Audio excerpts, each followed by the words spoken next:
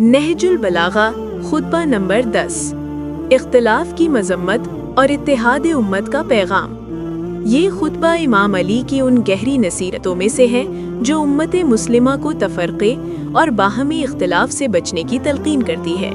इसका मरकज़ी मौजू उम्मत के अंदर पैदा होने वाली फ़िक्री और अमली तक़सीम और इसके ख़तरनाक नताइज हैं। इमाम अली ने फरमाया, तुम वो कौम हो जिसने अपने इमाम की इताअत में सुस्ती की, अपनी वहदत को कमज़ोर किया और दुश्मनों को अपने ऊपर गालिब आने दिया। तुम्हारे दिल मुख्तलिफ हैं, हालांकि ज़बानों से एक बात कहते हो। नहजुल बलागा खुतबा 10। इमाम ने मुसलमानों के बाहमी इख्तिलाफ को फितने का दरवाज़ा करार दिया और फरमाया कि जिस कौम में इख्तिलाफ आ जाए वो ज़िल्लत व शिकस्त की तरफ बढ़ती है। अल्लामा मजलिसी रहमतुल्लाह अलैह लिखते हैं कि इमाम ने इस खुतबे में दीन की रूह को इज्तिमाइयत और शैतान की चाल को इख्तिलाफ करार दिया। बिहारुल अनवार जिल्द नंबर 32। इख्तिलाफी उलमा और फितना परमरों की मजम्मत।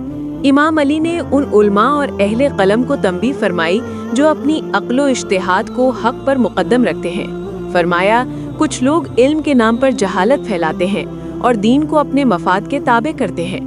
शरह नहजुल बलागा आयतुल्लाह खुमैनी जिल्द नंबर 1। अहम नुकात। 1, उम्मत की इत्तेहाद में क़ुव्वत है, तफरक़ा तबाही लाता है। 2, दुनिया परस्ती और ख्वाहिशात बसीरत को ज़ाइल करती है। 3, हक शख्सियतों से नहीं उसूलों से पहचाना जाए। 4, इख्तिलाफ शैतान का सबसे बड़ा हथियार है। 5, आलिम दीन की जिम्मेदारी है कि हर हाल में हक पर कायम रहे। हवाला शरह नहजुल बलागा नासिर मकारम शिराजी जिल्द नंबर 1, बिहारुल अनवार जिल्द नंबर 32। मुसलमानों के लिए पैगाम। आयतुल्लाह मकारम शिराजी फरमाते हैं, ये खुतबा दरअसल उम्मत इस्लामिया का आईना है जिसमें इमाम ने दिखाया कि जब क़यादत से हक हट जाए तो उम्मत फितनों में डूब जाती है।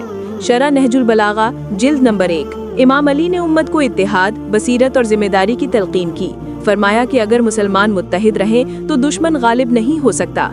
ये खुतबा आज भी रहनुमाई करता है कि मसलकी और सियासी इख्तिलाफात को दीन और अदल पर कुर्बान ना किया जाए। ये खुतबा इमाम का मंशूरा इस्लाह है जो उम्मत को फितनों से बचाकर हक व इत्तेहाद की राह दिखाता है।